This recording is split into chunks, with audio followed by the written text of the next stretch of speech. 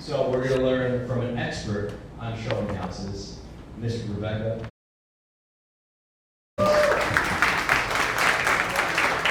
Thank you. Okay, let me spread out my notes for a minute first because I don't want to get distracted.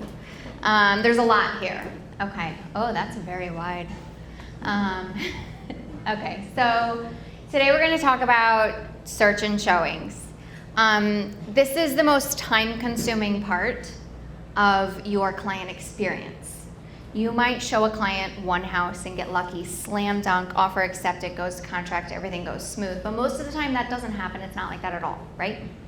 So you might have clients that you show 10 houses, 20 houses, 40 houses, 67 houses, right? All of those things happen.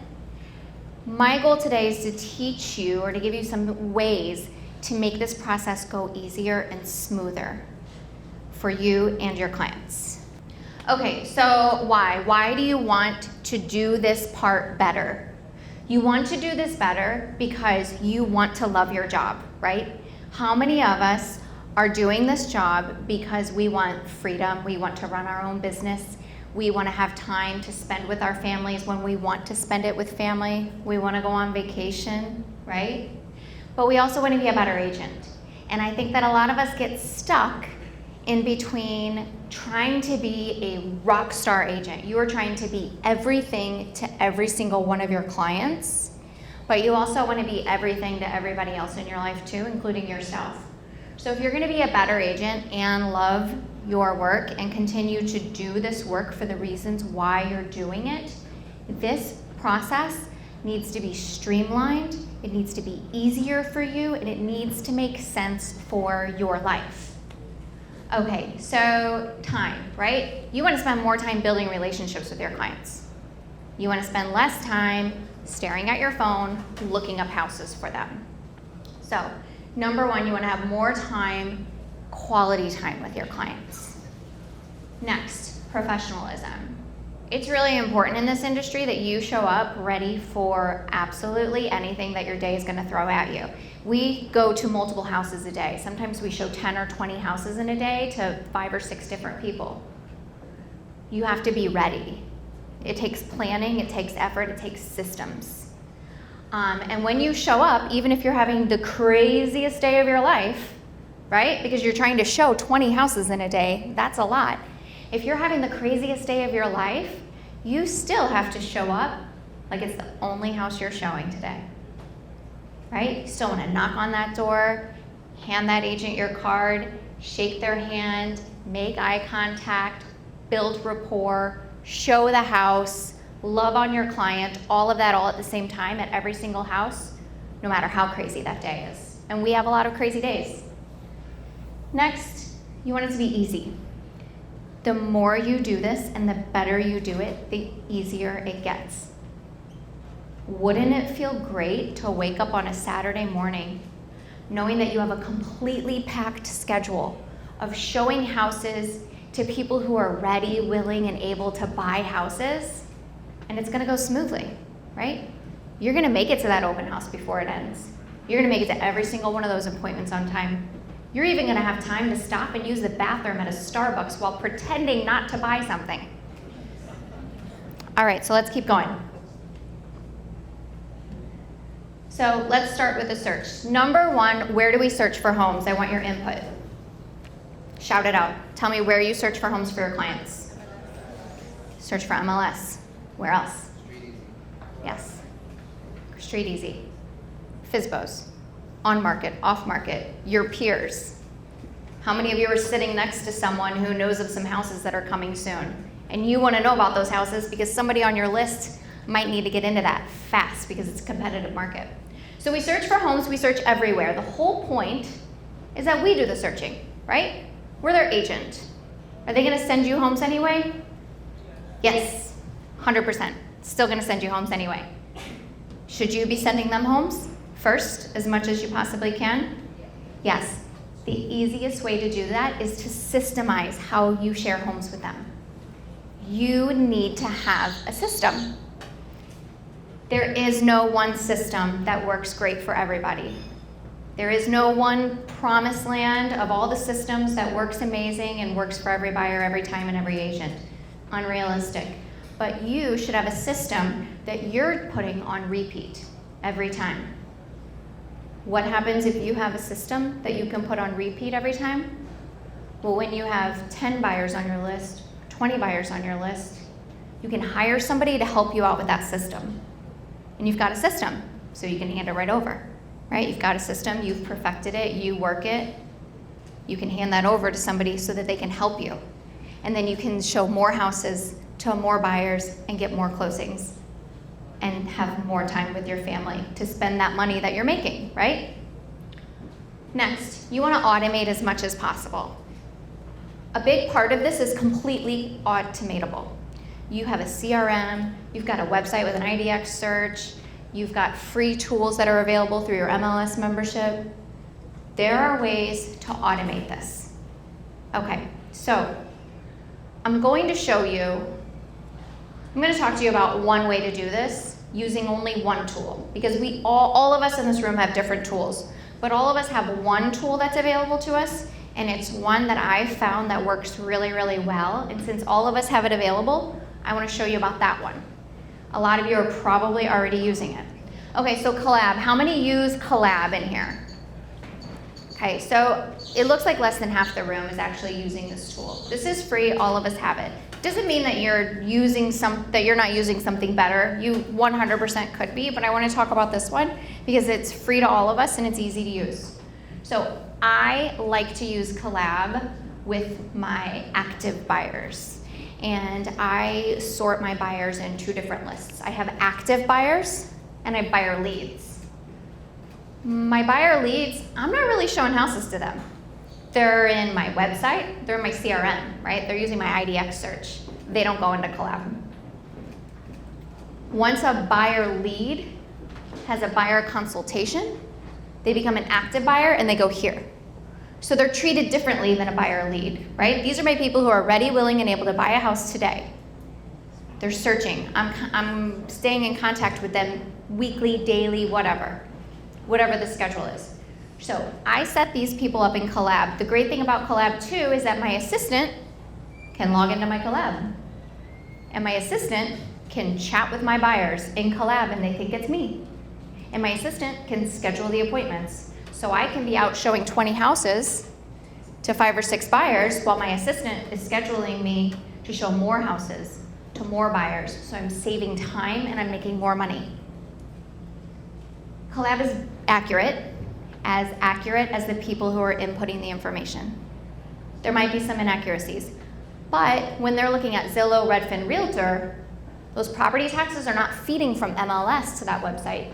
Those property taxes could be feeding from other public sites. So they might not get the right information. School districts, they're not feeding from MLS to Zillow, Redfin, Realtor. They're feeding from other public sites. They might not be accurate. They might not know if the house has a basement and they need a basement. They might not know if it has a garage and they need a garage. Collab is going to be more accurate as long as it's put in correctly by the listing agent. Next, Collab has the functionality to create lists and chat. So like I said, anybody could be logging into my Collab and chatting with my buyer and scheduling an appointment for them. My assistant could look at my Collab and she could see that Ed and Molly liked a house on 123 Grand. And then she opens up 123 Grand and she looks at it on a map and she says, "Hey, Ed and Molly, I see you like this house. I just want to let you know it's on the corner. Are you okay with the corner property?" "Yeah, we're okay with the corner property." "Great. Would you like to see it on Thursday evening or Saturday afternoon?" "I want to see it Saturday afternoon." "Awesome, I just got another appointment." Lists. It creates lists of properties that you've suggested to them, which is automated. You can automatically be suggesting them properties as soon as those properties hit the market. So it is great for speed. We know speed is important when it comes to buyers. You can create other lists as well. You can create a list of properties I've showed them, properties I've made offers on. I like to create a list of properties that I've made offers on and keep it in their Collab profile so we can keep checking it. What if it comes back on the market? If I remove that property from their list, and then it went to contract and it fell out of contract, I don't know if it came back because I'm not really looking at it because I'm way too busy with all my other stuff, right? But if I have this set up, I can automatically see it. I'll get a warning, they'll get a warning, hey, 123 grand was under contract, but it just came back on the market. Do you want to see it? Do you want to make an offer? You already saw it. You got your offer denied last time. Let's make another offer. Next, tools and automatic sharing. So this is a tool that you can use to automate what you're sending them. I like it better than my CRM because my CRM will send them too many things. And then the buyer says, you're sending me these properties, but they're not really what I want. Well, it's because the CRM is not always as specific as it needs to be, right? This is more specific. It's also user and team friendly. So Erin is my teammate. We have a shared team on Collab, so we can both log in at any time and see what's going on. I could add other people from my office into that team too. Anybody can log in. I want to go on vacation for a week. I can hand it off to Samantha. Samantha can see everything that they've seen, everything they've made an offer on, and all the houses that are currently getting sent to them. My assistant can still make the appointments, and Sam can go on them for me. How awesome is that? All right, let's go to the next slide. Okay. So, contact.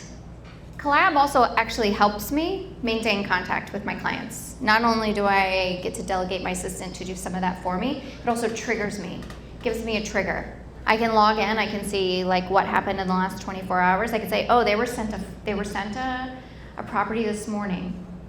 And you know what? I haven't even seen them in 2 weeks. They went away on vacation 2 weeks ago. They came back and we kind of lost contact. Happens, right? Collab can trigger me, remind me, hey, Ed and Molly still haven't found a house. Let's reach out and see if they saw that house you sent them this morning and if they're interested in it. You can check what they're doing on all your platforms. So if they're in your IDX website, they're in your Collab, wherever they're at, we all have the ability to see what they're doing. That's the whole point of us having all these tools, right? Whether it's Collab or something else, we can see what they're doing. We want to watch what they're doing. We want to get triggers. We want to get notified if they haven't been on our website in 5 days and they logged back in today. We want to get notified. That notification triggers us to contact them. It's not just to say, oh, hey, Sam looked at your website again today. No, it's supposed to say, hey, Sam looked at your website. They might be ready. You reach out to Sam.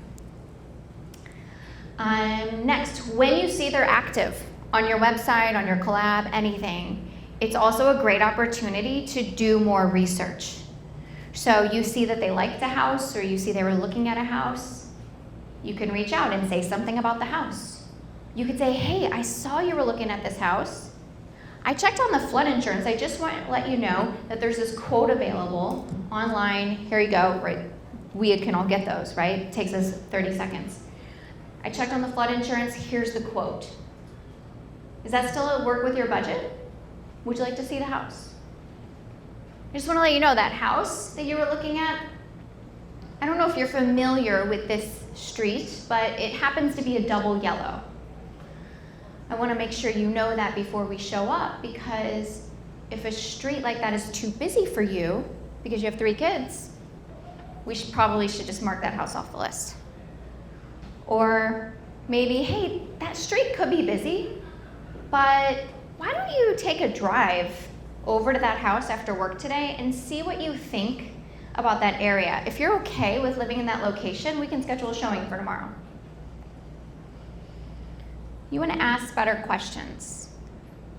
And asking questions is important throughout the week, throughout the month, because sometimes you're going to go a week or 2 weeks without seeing an active buyer. But you want to be able to reach out to them and ask them questions. And the question needs to be more than, do you want to see any houses this weekend? Like, yeah, if there were some to see, of course they want to see houses this weekend. Ask better questions though. Gauge how they're feeling. Get into their emotions. Kunal and Erin are going to talk about buyer psychology and buyer retention a little bit more, but it's really important throughout this home search process that you're asking better questions. If you're not getting 2 showings or you're doing a lot of showings, but they're not making any offers, that's your opportunity to ask better questions. And schedule touch points.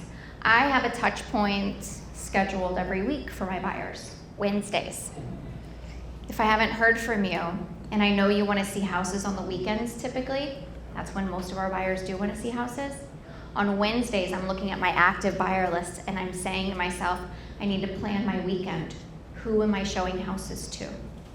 So if I haven't heard from them, it's my job to reach out to them because I'm the agent, right? So I'm going to schedule touch points. So every Wednesday, I'm going to reach out to every one of my active buyers, and I'm going to reach out and ask them a specific question, like, this house, and this house are on your list. Do you want to see any of these? Are you available this weekend to see houses? Let's go to the next slide. Sorry. So let's talk about showings.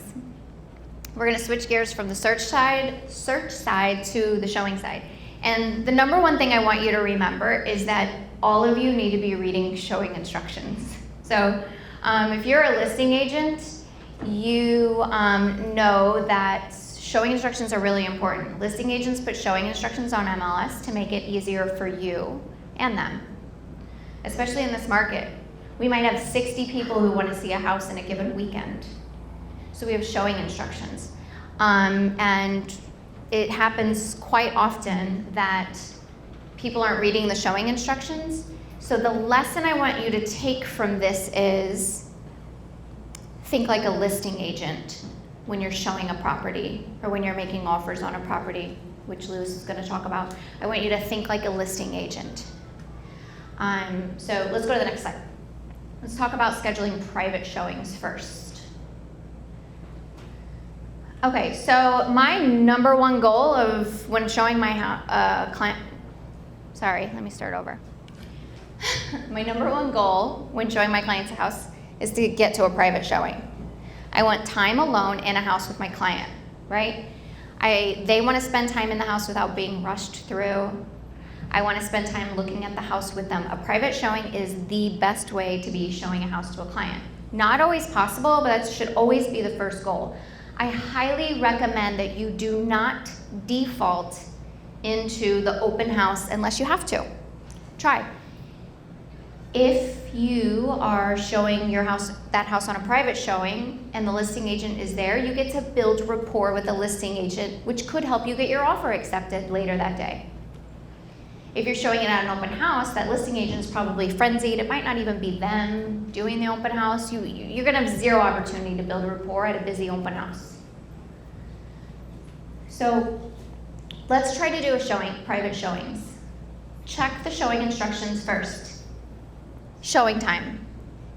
If you can schedule a showing on showing time, it's like your best friend. You could literally be laying in bed and schedule a showing for the next day. You could be anywhere and schedule a showing. So if it's a possibility to use showing time, use it and make it your best friend. And then add those showings to your calendar, which you can do on showing time. I want to tell you a little story. It's very short. And it is that this happens a lot, actually. So I'll be out doing whatever I'm doing in my life and my phone rings. It's a number I don't know, probably a realtor. I answer the phone and they say, "Hi, I'm at the house." And I'm like, I don't know who this is or what house you're at, right? Because I have a house that's vacant and it's set up on showing time and it's a go and show and they can go and show the house. But they know they have a showing, but they don't have showing time on their phone. They don't have the app downloaded on their phone, which is sad because now they don't have the showing instructions. So make showing time your best friend because you're going to get showing instructions through the app. You're going to be able to request and get appointments confirmed through the app. And if you don't have this on your phone, like right now, download it right now and put it on your phone. It's really, really going to make your life easier. Okay, so private showings, they go on your calendar. Everything needs to go on your calendar. This is what I do. I put the appointment on my calendar. I put the access information on the appointment. I attach the MLS broker sheet to that appointment. You can attach documents to appointments. It's awesome. If I don't get a chance to print that out, which I want them printed because I'm just like that. But if I don't, I can pull it up on my iPad and I can have all of the information right there. And I didn't have to search for it. It was already attached to my calendar. The other great thing about that is that I don't even have to do it because I can have my assistant do it for me. So I've got all the information there. I never had to open up MLS and download anything. It was already done for me, if you're to that point. But the point is that having this on your calendar is going to be great because what do we have with us all of the time? Our phones, and our calendar's on our phone. So if something happens, you've got it right there. It makes it so much easier for you. So if you're doing something and you're rushed and you didn't make it back to the office, or you forgot your iPad, or whatever it is, if you've got everything on your calendar like that, on your phone, you've got everything you need. And it's there and it's easy. And you're always going to show up prepared and professional, even when you're in the middle of rushing around. Okay, next. So you show up at the house, you want to be ready. You want to have all of the information about the property. You want to know your numbers, and you want to know how you're getting into that property, your access information. One last tip I want to give you about private showings is how often does it happen that you're like driving to a wedding, or you are at your kid's band performance, or you're out to dinner on date night. And that's when they're sending you the houses, or they're saying, hey, it's Friday night, right? You're out on a date, and your clients are sending you houses saying, can we see this tomorrow? And you're like, well, shit, I gotta show them the house. I gotta get it scheduled, right? And then you open it up, you go into the bathroom, you open up your phone, and you look at the showing instructions, and you're like, oh man, they need a pre-approval to get an appointment.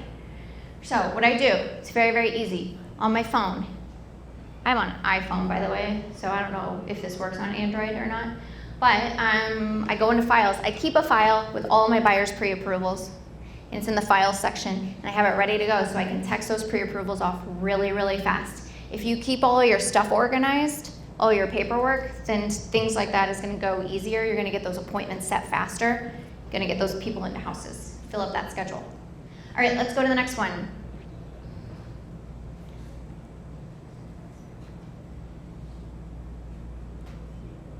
Okay, so showing. So this might be like something that bothers people, but I want to ask you, why would you ever make the choice to let another agent interview for your job with your client? And what I mean by this is just randomly sending your clients to open houses that you've not called ahead, and you could go with them, but you chose not to. So the only time you should really be sending your client to an open house unaccompanied is if you actually can't be there. Like you're with another client or you're at an open house, like you really, really can't be there. So this is what happens every time you do this. Their information goes into somebody else's database. They spend 15 minutes or more talking to another agent who might be awesome at their job, and it might start them questioning whether or not they want to keep working with you because they just had a really, really great conversation with another realtor who seems to be really, really smart. So you don't know what happens when your clients go to an open house without you. Now, sometimes you can't, right? Sometimes you have to send them. But just remember that every single time you're sending your client to an open house without you, you're giving another agent an opportunity to interview for the job that you thought you already had. But you don't have a paycheck yet, you don't have a contract yet, you're still showing them houses. And if they think somebody is better than you, or somebody can help them with you better than you, I'd be scared. Like if I sent one of my clients to Chris White's open house, I'd be like, no way, you're not going to that open house without me. Not a chance. He's gonna steal you from me, right? I'm feeling that shit.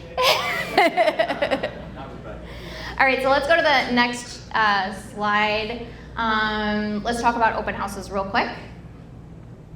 We've all gone to 100 of open houses this year probably.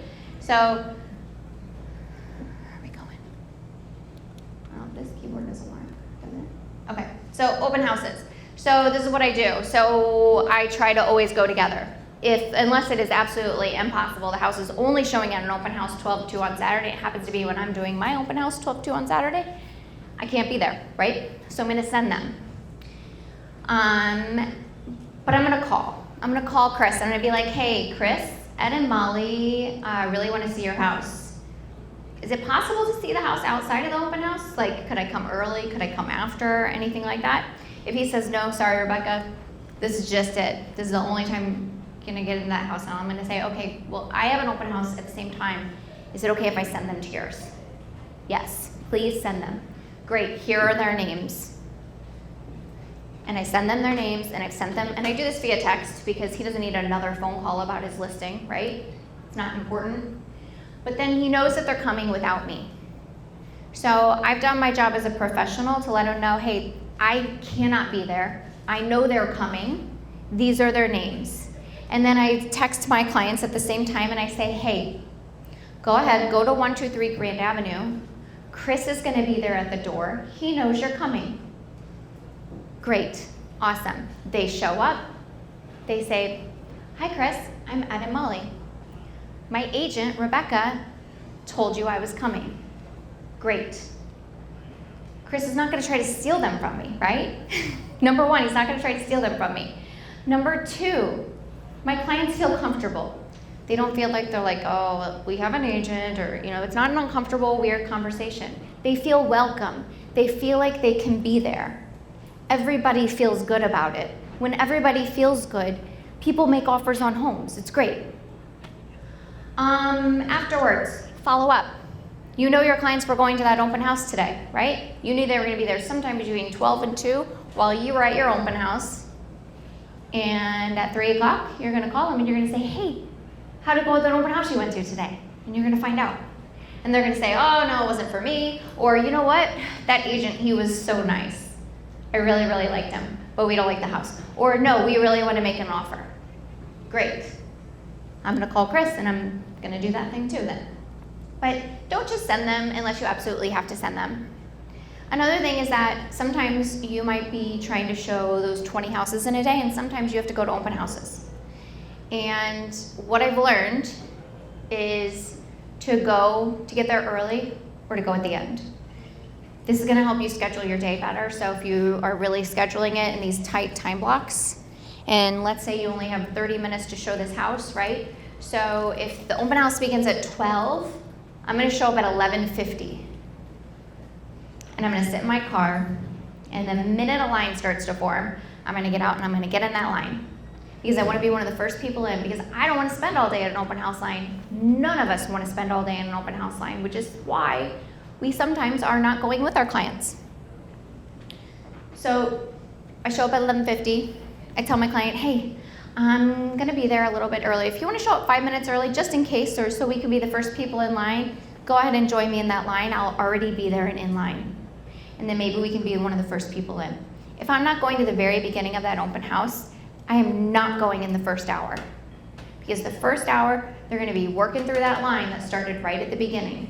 I'm gonna go at the end. I'm gonna go in the last 15 to 30 minutes of that open house. Hopefully there won't be a line anymore. I might be able to just walk right in. And as that open house gets to the end, if there is a line, those agents usually start to notice, hey, we gotta get people through faster or we're never gonna end this day, right? So usually there's not a line at the end also. Okay, so let's talk about mapping out the perfect day. I wanna tell you about how I do this because I am a busy parent. I am a busy realtor. I have to do a lot of time management. My time is precious. I want to show my clients every single house that they could possibly buy, but I also want to go to my kids' soccer games, and I want to have dinner with that guy I'm going to marry next year. All right, so ideally, if I'm showing houses to a client, I really don't want to show them more than 3 houses in a day, because after that, they start to run together, they forget which house is which, and it's not productive. A good buyer consultation will help you keep that down so that you're not showing 8 houses to a person in a day. If I absolutely have to show more than 3, 5 or 6 max. At 5 or 6, they will be running together. They won't remember which house is which already. It is very hard for them to keep that their head wrapped around that. Next, first thing I do is I map it out. And I can do that right on my collab. I can say, okay, these are the houses, I'm gonna map it out. I'm gonna look at exactly where they are in relation to each other. I'm gonna know what my block of time is. Okay, I know I'm gonna show this client houses between 1 and 3 today, and these are the houses that I have to look at. I'm gonna identify which ones I have to go to an open house because I don't have a choice, and which ones I'm gonna get private showings, and then I'm gonna put that in the right order to make it work. I'm gonna think about all of my showings in 30-minute time blocks, but I put 3 of those per hour. If I request 3 appointments every hour, and I don't get those 3 approved, I have a little bit of leeway. I have a little bit of time. If I get all 3 of them approved, as long as they're in the same town or super close, I can pull it off. 20 minutes per house, less than 5-minute drive time, something like that. I can show 3 houses per hour. So if I'm gonna show them 6 houses, I can do it in 2 hours if I plan the right way. And I schedule the drive time. I always make sure that I'm scheduling drive time if I'm having to switch towns, which I have to switch towns a lot. Not all of my clients work in the same towns. I spread out all over. So I always actually schedule the drive time. I put it into Google Maps. I let Google Maps know, hey, I'm doing this Saturday at 4 o'clock. What do you think the traffic's gonna look like and how long do you think it's gonna take me? This helps me plan that perfect day. Mapping out that perfect day is the key to me getting more houses under contract, showing more houses to buyers, but still being able to spend time with my family and make it to my kids' soccer game. That's really important to me, so this is what I do to do that. All right, so when you show up, you want to show up prepared. If you mapped out your perfect day and you did all of your preparation on Friday for that Saturday where you're showing those 20 houses, you need to be prepared. So if you're the type of person who prints out your paperwork, print it out, have it ready, have it labeled. I have everything labeled. I've got notes on those. If I had a conversation with the listing agent, I've got my access information written down on paper just in case my technology fails me at that moment. So I'm always ready. You want to be on time. Map it out perfectly. You will be on time. You can rely on that system to work. It will work.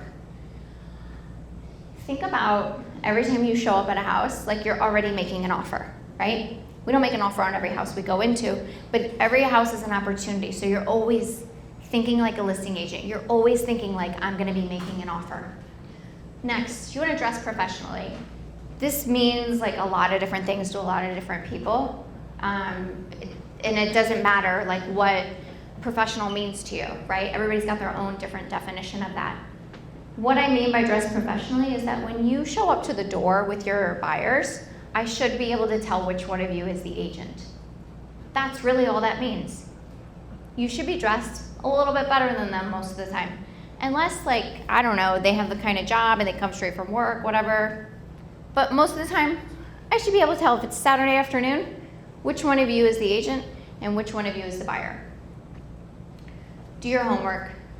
So have everything available to you. Look at it before you show up. You should know, is it oil or gas already? I take my MLS sheets, I highlight the important things, and I do that the day before. And then the morning of or right before that, I remind myself. All right, this one has central air, this one does not. This one has a basement, this one does not. All of those things.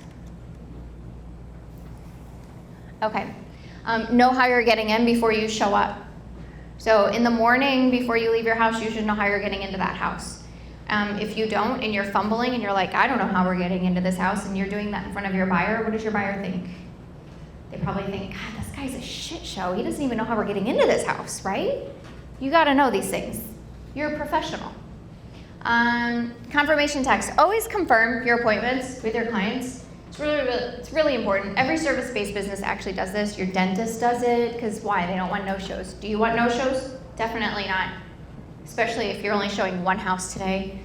You got out of bed, you showered, you put on clothes, and you show up and then the buyer doesn't show up, but you didn't send that confirmation text. You could have stayed in bed. But hopefully you're showing more than one house. Take a drive. I always try to get there early. I use the HomeSnap app. I open it up when I'm in the neighborhood and I look at what's going on around the neighborhood. I also will, if I'm not familiar with the neighborhood or I don't know all the updated comparables, I'll look some up beforehand, write down the last few sales on that MLS sheet so that I can have a good conversation with my buyer when I'm in front of that house and they want to talk about an offer. Okay, so know your numbers. You want to use HomeSnap app, you want to run comps, you want to have a good idea before you even show up, because right after you see that house is the best time to be talking about an offer. You can give the couple or give the person the information they need, and then they can either tell you right then that they want to make an offer, or they can take that information, think about it, talk about it, go out to lunch, and then call you afterwards and say, yes, we're going to make an offer. You want to know about the available inventory. The worst thing sometimes to happen is that you show up to show a client a house and they don't really like the house, and then they say, what's up with that house down the street? And you don't know anything about it, right? Could be under contract, probably is. But you don't know. You have no idea. You're like, what house? I didn't see a house, but they saw the sign while they were driving in. If you drive past a for sale sign on the way to a house and you don't know anything about that house, open up HomeSnap, find out right now so that you know.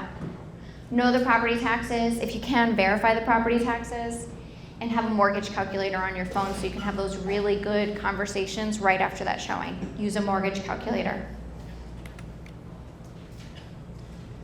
Okay, when you're at the house, I want you to think about what you're saying. Audio recording devices are everywhere. How many times have you had a seller tell you that they're watching and listening to the buyers while they're in their house? They all do it, right?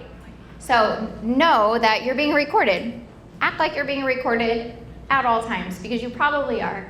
So be really careful about what you say, because if they like the house, you probably don't want to be insulting the seller's furniture or their cleaning habits, because they're going to hear that and then they're going to be like, you don't get the offer. Next, fair housing. Don't talk about schools. Don't talk about people. Don't talk about all of those things that we're not allowed to talk about.